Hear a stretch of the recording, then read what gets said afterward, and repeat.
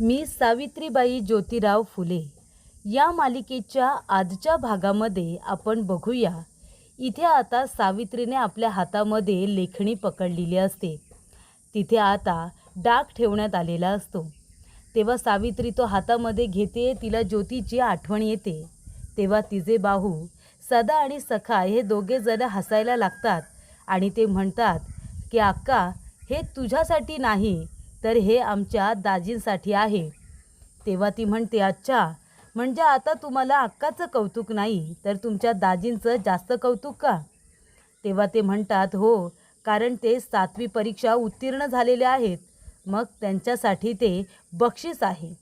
त्यानंतर इथे आता सदा आणि सखाची बायको तिच्यासाठी गुळपाणी घेऊन येतात आणि म्हणतात की वंस गुळपाणी घ्या. आणि तेव्हा प्रेक्षकांनो, सदा म्हणत असतो की काय मग आता दोघी जणी आहेत अक्का तुझ्या सेवेसाठी, हवी ती सेवा त्यांच्याकडून करून घे. तेव्हा इथे सावित्री म्हणते, अच्छा, म्हणजे मी त्यांची नणंद आहे म्हणून त्यांच्याकडून मी माझी सेवा करून घ्यायची का, त्यांना राबवून घ्यायचं? तेव्हा सखा म्हणतो, अक्का अगं तसं काही नाही आहे, तो मान आहे की नाही तुझा, म्हणून सेवा करून घ्या असं म्हणालो. तेव्हा सावित्री म्हणते, हे तुझ्या दाजींना अजिबात नाही आवडणारा, त्यांना असं नाही आवडत कुणालाही राबवून घ्यायला. तेव्हा इथे सगळेजण तिला चिडवायला लागतात. तेवढ्यातच तिथे लक्ष्मी येते आणि म्हणते, सावित्री अगं काय हे, अजून तू तयार नाही झालीस का? आपल्याला अंबाबाईच्या दर्शनाला जायचं आहे, नवस फेडायचं आहे ना आपल्याला, तेव्हा आपल्याला निघायला हवं.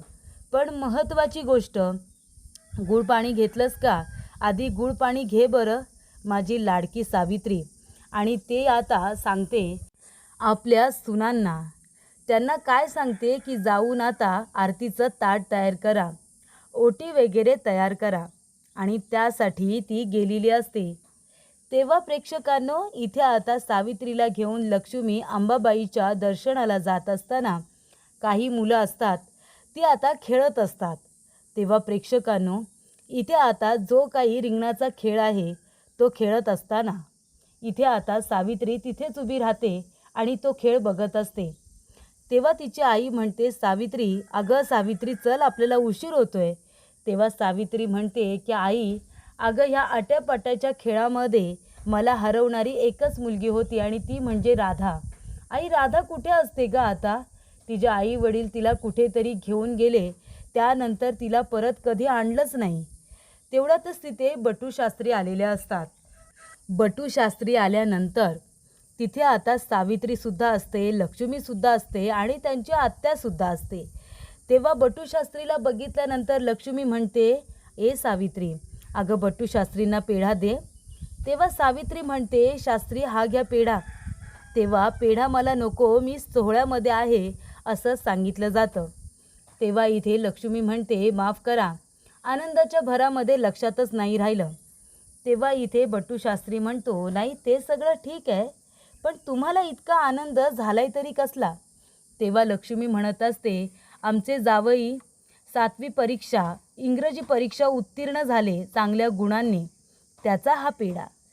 तेव्हा इथे बटूशास्त्री म्हणतात, ज्यांच्या वाट्याला इथे विद्या आली पाहिजे त्यांच्या वाट्याला न येता नको त्यांच्या वाट्याला आली.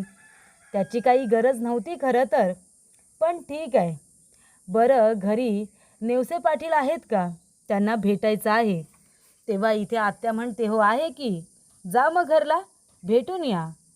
बटूशास्त्री नेवसे पाटील यांच्या घरी आलेला असतो. तिथे आता मांधवा काम करत असतो. तो विचारतो, काय रे मांधवा, काय मग पाटील आहेत का? ते म्हणतात, वय वय आहेत की, पाटील आहेत. तेव्हा इथे बटूशास्त्री आल्यानंतर ते म्हणत असतात, पाटील हो पाटील. पाटील म्हणतात, हो हो आहे, मी आहे, इथेच आहे, बोला काय बोलता, हळूहळू या, मी काय कुठं पळून जात नाही. तेव्हा बटूशास्त्री म्हणतात की बघताय ना तुम्ही गावामध्ये काय चाललंय, देवीचा फेरा सुरू आहे. देवी इकडं तिकडं फिरत असते. अहो, लोकांना धक्का बसत असतो, काही लोक आजारी पडायला लागले, ताप यायला लागला त्यांना. तेव्हा इथे आता लगेचच नेवसे पाटील म्हणतात, मग आपण काहीतरी केलं पाहिजे नाही का, आपण इथे देवीला शांत केलं पाहिजे, त्यासाठी काही होम हवन आहे का, काहीतरी उपाय आहे का? तेव्हा प्रेक्षकांनो, लक्ष्मी आणि इथे आता सावित्री दर्शन घेऊन आलेले असतात, नवस वगैरे फेडून आलेले असतात. तेव्हा ती म्हणत असते की देवीचं रूप किती साजरं दिसत होतं ना, देवी खूपच जास्त छान दिसत होती. तेव्हा इथे सावित्री म्हणत असते, आई अगं मी आता आलेच आहे, तर रमाला भेटून येते ना.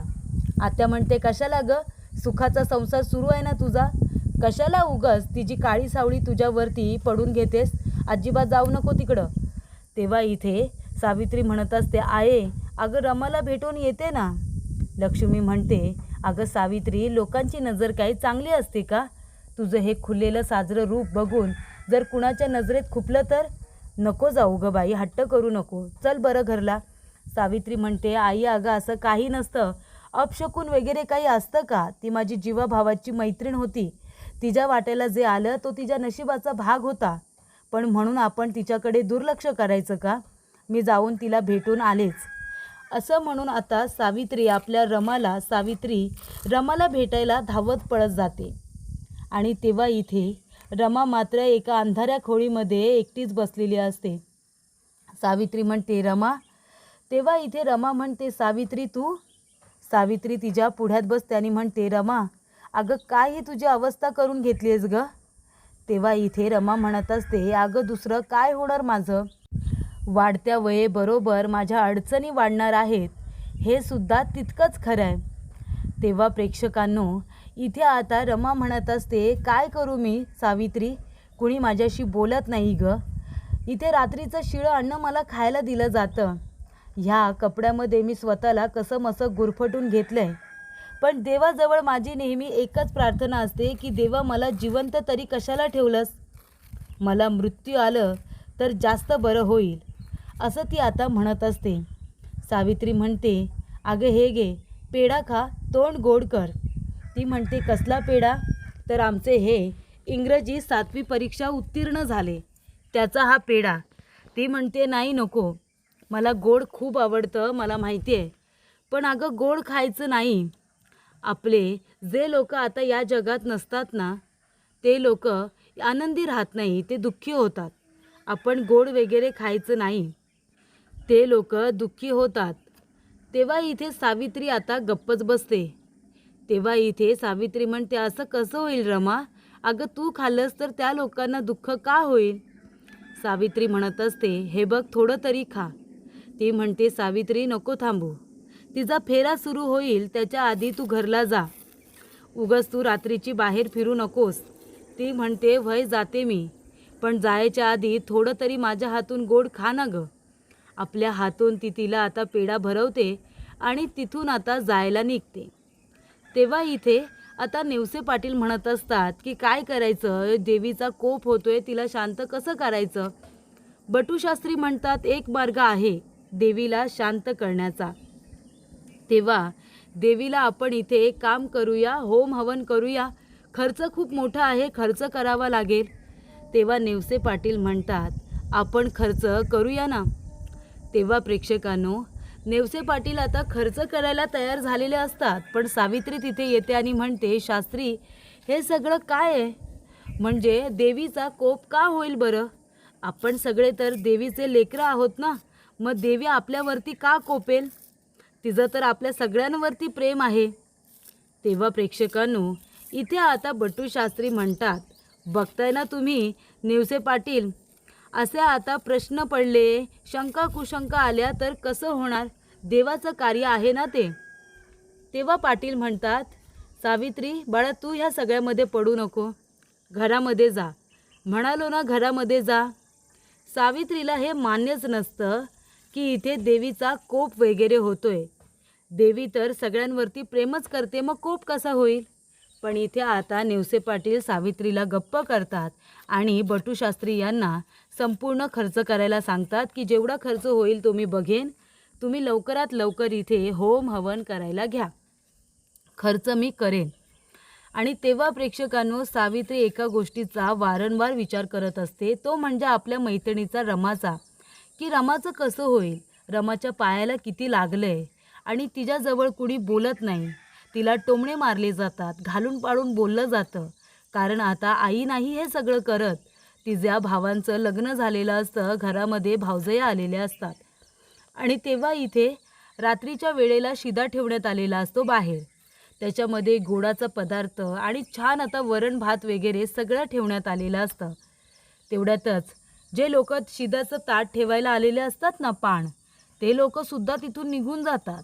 कारण का, तर त्यांना भीती वाटत असते की देवीचा जर फेरा आला तर आपलं काही खरं नाही. सावित्री तिथे आता लपून बसलेली असते बघायला नेमकं तिथे काय घडतंय ते. तेव्हा लक्ष्मी जागी होते. लक्ष्मी म्हणते, सावित्री कुठे आहे? आणि ती आपल्या मालकांना म्हणजे नेवसे पाटीलला विचारते की सावित्री कुठे आहे? आपल्या सावित्रीला शोधायला हवं. तेव्हा तिथे आता शिदाचं जे ताट ठेवलेलं असतं त्या ठिकाणी देवीचा फेरा म्हणून एक बाई आलेली असते आणि ती चालत चालत त्या ठिकाणी येते. सावित्री हे सगळं बघत असते. तेव्हा प्रेक्षकांनो, इथे आता लक्ष्मी म्हणत असते, अहो धनी, आपली सावित्री खोलीत नाही आहे, कुठं गेली असेल? त्या देवीने तिला झपाटलं बिपाटलं नसेल ना? देवी आहे की हडळ आहे काय माहिती. आपल्या मुलीला जर झपाटलं बिपाटलं तर आपण जावयांना काय तोंड दाखवायचं? त्या आता मालकांना काय सांगायचं? तेव्हा इथे नेवसे पाटील म्हणतात, हे काय बोलताय तुम्ही जरा शांत व्हा, काय बाई मनामध्ये आणू नका. आणि तसंही आपली सावित्री इथेच कुठेतरी असेल, तिला कोण कशाला झपाटायला येत आहे? तेव्हा इथे आता सावित्री त्या बाईच्या मागे मागे येत असते आणि तेव्हा इथे नेवसे पाटील आपल्या मुलांना सदा, सखा, मांडवा सगळ्यांना आता बाजूबाजूला पाठवतात की तुम्ही सगळीकडे जा आणि चेक करा की आपली सावू कुठे आहे ते, आणि हाका मारत जा, म्हणजे जिथे कुठे असेल ना तिथपर्यंत आवाज जाईल. तेव्हा सगळेजण आता सावित्रीला शोधायला घराबाहेर पडत असतात. मांडवाला सुद्धा सांगितलेलं असतं सावित्रीला शोधायला. आणि तेव्हा प्रेक्षकांनो, इथे आता एक बाई आलेली असते आणि तिथे जे शिदाचं ताट ठेवलेलं असतं त्याच्यामध्ये गोडाचा शिरा असतो, वरण भात असतं, सगळं ती पटापट खात असते, गोड पण खात असते. तेव्हा इथे सावित्री तिला बघत असते, ही बाई नक्की आहे तरी कोण? ती दुसरी तिसरी कोणी नसून ती रमा असते.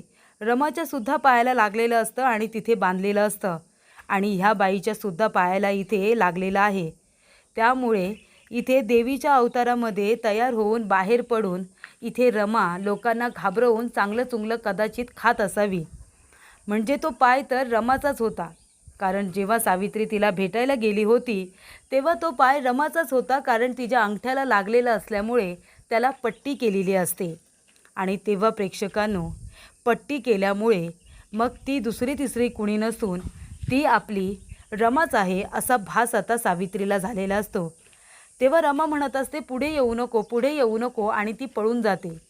सावित्री तिला पकडायला जाणार तेवढ्यातच मांडवा तिथे येतो आणि म्हणतो, ओ सावित्री अक्का, चला आधी घरी चला, इथे काय करताय तुम्ही, चला घरी म्हणालो ना. तर इथे आता सावित्री आपल्या आईच्या मांडीवरती डोकं ठेवून शांतपणे झोपलेली असते. तेव्हा इथे लक्ष्मी म्हणते, सावित्री काल देवीला बघायला गेली होती. तेव्हा इथे आत्या म्हणते, कशाला, ही मुलगी नाही तेच कशाला काय करायला जाते, तिच्या घरच्या लोकांना आपण काय उत्तर द्यायचं?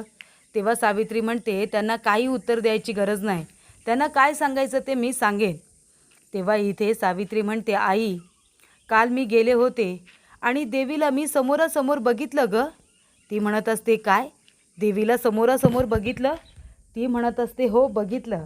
आणि तिच्या आता पायाला जे लागलेलं असतं ना ते सुद्धा सावित्रीला आता आठवत असतं. तेव्हा इथे ती देवी बिवी नाही, ती कुणीतरी माणूसच आहे असं तिला संशय आलेला असतो आणि तो संशय अगदी खरा असतो.